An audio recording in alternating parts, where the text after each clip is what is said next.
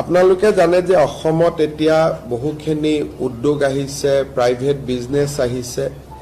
তেওঁলোকে চৰকাৰৰ পৰা PSU বিচাৰি থাকে যে আমাক প্ৰাইভেট সিকিউৰিটি, আমাক PSU দিব লাগে। বহুত ক্ষেত্ৰত আন বিষয়াসকলে বা আন ব্যক্তিসকলেও PSU বিচাৰে।